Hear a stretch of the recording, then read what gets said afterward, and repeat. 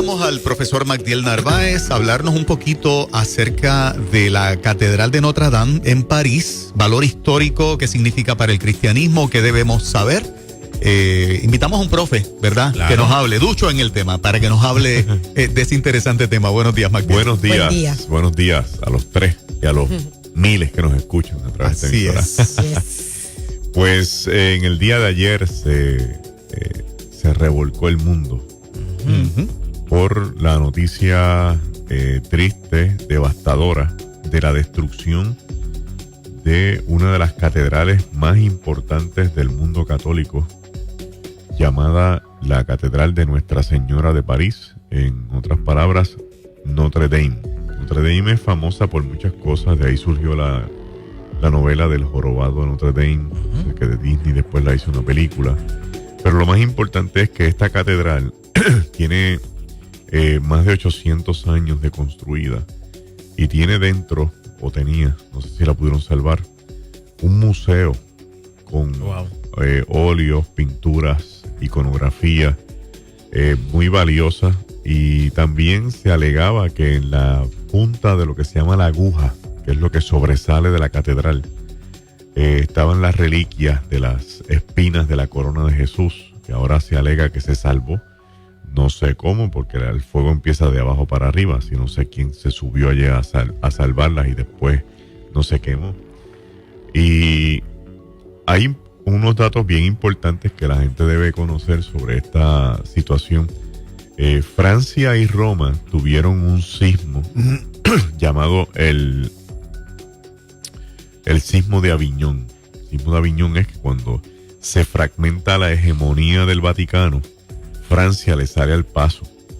Y entonces, al salir al paso, las dos estructuras grandes se enfrentan una a la otra y hubo un doble papado. Hubo un doble papado y se coló O sea, ¿te refieres a que hubo uno en Roma y otro uno en Francia? Y otro en Francia. Eso es correcto. Wow. Eso es correcto. ¿De qué año estamos hablando? Estamos hablando más o menos un poco antes del Renacimiento, siglo XII aproximadamente. No tengo bien el dato, pero ya mismo en el Google de la mente me viene a la... se coló una mujer en el papado del Vaticano. Wow. Se llamaba Joan, en español Juan, y eso está escondido, o sea, es un dato que no se habla mucho. Pero a consecuencia de eso, los cardenales que escogen el Papa, que funciona como un comité ejecutivo, establecieron una nueva evidencia para asegurarse de que nunca más una mujer se iba a colar en el papado, y establecieron la verificación del testis. El testis, el órgano masculino de testículos, que es que se sienta el candidato a papa en una silla y los cardenales verifican que sea un hombre porque tiene los órganos masculinos. Wow. En una silla que tiene un agujero, él se sienta en una bata, ellos pasan y tienen que validar que sí. ¿Eso se utilizó por un tiempo o se utiliza? Eso se utiliza. En los últimos años se ha descartado porque no hay necesidad, pero se utilizó por muchos años. Wow. Muchos años. Entonces, ese sismo, el sismo de Aviñón, le dio a Francia una validación dentro del mundo católico bien grande, porque era la segunda vez que un país se enfrentaba al Vaticano. La primera es con Enrique VIII de Inglaterra. Y entonces, bueno, eso crea efervescencia dentro del catolicismo a nivel regional, a nivel de país. Cuando entonces se construye la Catedral de Notre Dame, pues se construye un icono dentro del mundo católico en el país. Entonces viene a ser una catedral de renombre y un pilar turístico. Por eso es que al ser destruida por el fuego, crea un elemento sentimental, nostálgico, de lo que es el valor religioso dentro del mundo parisano, o de los ciudadanos de París, de Francia, perdón, francés.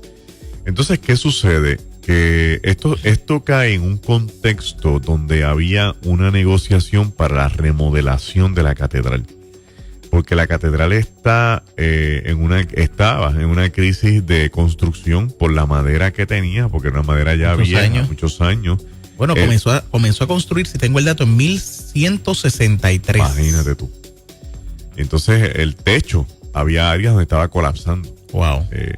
Y yo estuve ahí en noviembre con mi esposa Zaira. Y es impresionante. Es una cosa tienes que subir una tanda de escalones para poder llegar a la primer nivel y de ahí subir otra tanda más. Ya tenía un ascensor puesto, que era más fácil. Y no hay forma de llegar a la aguja por ningún medio, no hay escalera, no hay nada. Así que no sé cómo fue que pudieron salvar lo que estaba en la punta de la aguja. Pero mirándolo desde la óptica de la ciencia forense, que es la que investiga los datos y hace la investigación criminal, hay incongruencias en las versiones, lo que deja un espacio de que exista la posibilidad de mano criminal para acelerar la renovación de la catedral. Por ejemplo, esta es una catedral concurrida. Son miles de personas las que van todos los días allí. Todos los cruceros detienen en Marsella y la gira es a Notre Dame. Es curioso que no había nadie, no salió nadie herido, solamente un bombero, porque ese vino después que estaba el fuego. Se salvan las espinas de la aguja, que no hay forma de llegar allí tan fácil. El fuego empieza de una manera bien pequeña y entonces se desata y se propaga a niveles, lo que crea... Se consume bien rápido la aguja. Y consumió, que no hubo forma alguna. Una hora. En una hora se fue. Wow, impresionante. Una hora. Bien cortito. Sí. Y entonces, pues, para añadir algo adicional, aquí el problema es que cuando estas clasificaciones forenses se llaman arson fires, es cuando hay un acelerante, que es cuando hay un uso de gasolina, de lighter fluid, o que es lo que también se usa para propagar fuegos en áreas específicas, que se ponen puntales de fuego en sitios diferentes, ¿ves? Un triángulo, digamos, y cuando ese triángulo se desata con un acelerante, se encuentra en un punto medio y ahí olvídate, se propaga a la suelta. Entonces, pues ahora va a haber una investigación criminal. Y una de las grandes preocupaciones que hay en las agendas mundiales es que de haber mano criminal, ¿a quién se le va a achacar esto? Entonces, yo quiero traer un comentario para que lo tengan en agenda, porque es bueno tener la memoria colectiva de estas cosas, que cuando ocurrió el desastre de Bruselas, la prensa francesa trajo un video de unos musulmanes celebrando y daba la impresión de que los musulmanes estaban celebrando la desgracia de Bruselas. Hubo una investigación y salieron a los medios a decir que ese video que tomaron era un video de una celebración de musulmanes, de un partido de cricket en Inglaterra, que no tenía nada que ver con lo que había pasado en Bruselas. Wow. Cuando eso pasa a nivel de prensa, la prensa pierde credibilidad y se crea una expectativa de, oye, yo puedo coger un clip de un video de algo que ha ocurrido y vengo y lo pongo aquí y digo, mira cómo celebra esta gente la destrucción de esto otro, sin ser nada relacionado ni consecuente a eso. Eso es viejo, porque eso salió en una película de James Bond que se titula Tomorrow Never Dies, donde un individuo ponía las noticias del futuro en el periódico de hoy. O sea, porque como saben lo que va a pasar, adelantan la noticia para hacer ver que esta gente son los culpables, ya tenemos el culpable, tenemos la causa y ahora podemos proceder con la renovación sin ningún problema, porque hay un elemento sentimental pueblerino que va a empujar que esa catedral se reconstruya. Exacto. Magdiel, mira, ayer yo estaba viendo la familia Pinault, que es multibillonaria, dueños de marcas de renombre como Gucci, Yves Saint Laurent. Ellos están donando $100 millones para la renovación de la catedral. Sin embargo, estoy leyendo esta mañana temprano aquí que llevan por $339 millones los recaudados por billonarios franceses para la reconstrucción de esta catedral. Y ahí tú tienes una causa que va a validar lo que estamos planteando en la mañana de hoy. No se había recaudado tanto dinero al día de ayer. Una renovación de una catedral tiene que aportarla el país, que es el dueño de la catedral, y posiblemente algún fondo que el Vaticano pueda dar. Se quema la catedral y entonces los feligreses o la gente que está conmovida con la situación, que tienen el dinero, dicen, no, nosotros no podemos esa catedral así, yo voy a aportar de mi dinero. Y es la forma de mover dinero que está almacenado, que no le pertenece ni al gobierno ni a la iglesia, privado, pero que yo lo necesito porque es privado para construir lo que habíamos dicho que íbamos a hacer. Wow.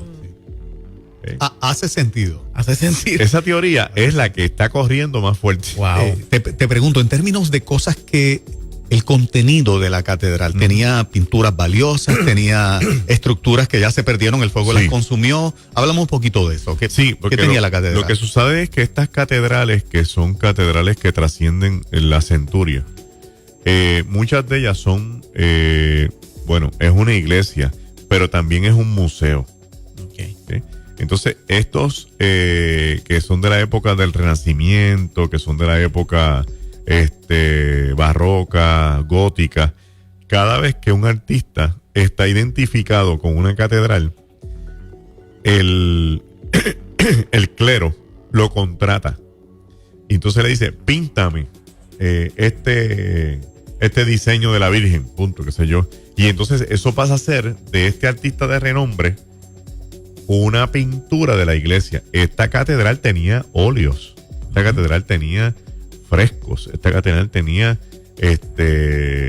memorabilia de historias que se asocian con descendientes de los discípulos y otras cosas adicionales. De la iglesia, perdón, no los discípulos, de la iglesia católica en sus primeros años. Y al desatarse el fuego, todavía no se ha dicho qué de eso se destruyó o qué de eso se pudo salvar.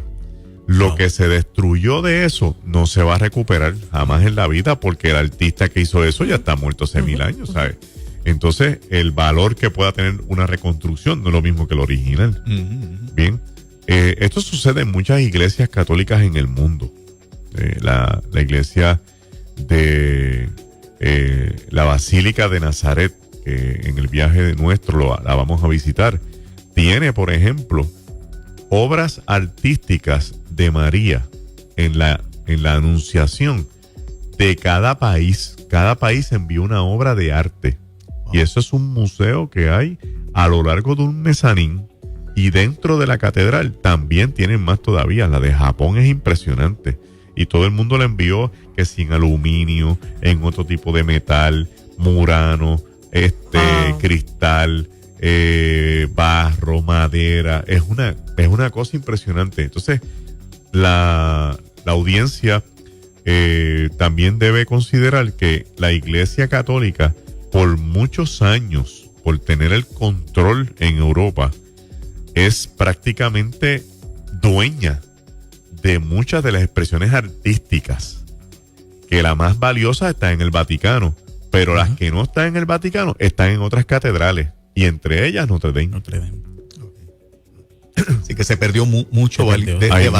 Mucho valor artístico perdido, no recuperado. Mira, tengo datos aquí curiosos, interesantísimos acerca de la historia de Notre Dame. Fue el lugar de beatificación de Juana de Arcos. Fue el lugar de la coronación de Napoleón Bonaparte. Fue el lugar de la coronación de Enrique VI de Inglaterra. Obviamente sobrepasó la Revolución Francesa de 1789 y también la Segunda Guerra Mundial. Todo esto lo pasó y un fuego lo consumió en 1 hora. Así es. Wow. Tú has hablado ahí de cosas históricas. Bueno, grandes. Trascendentales. Grande. Sí, la Revolución Francesa es la segunda revolución más grande después de la de Estados Unidos. Son 13 años de diferencia. 13 años de diferencia.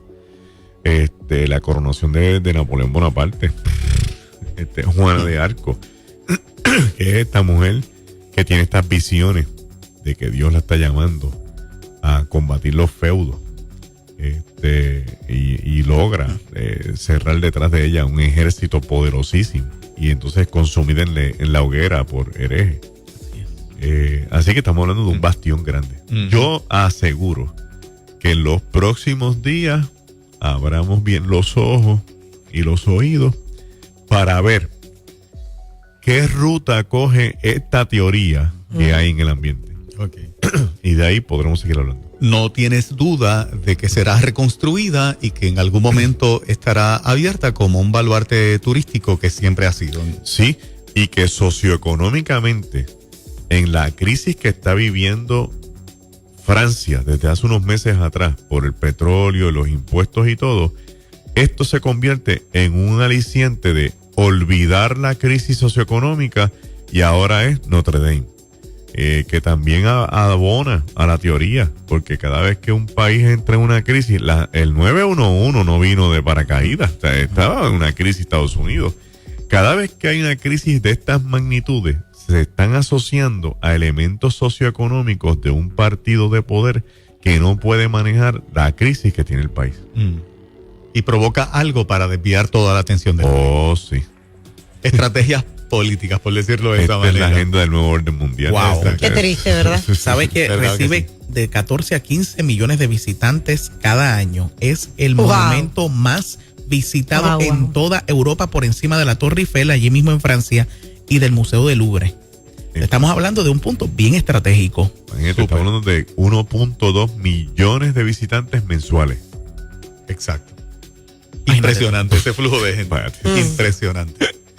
Magdiel, gracias por esta información, gracias por este ratito, y te enteras porque estás pegadito al talk show más pegado de la mañana en Ruta. Eso es. Así es. Bendiciones.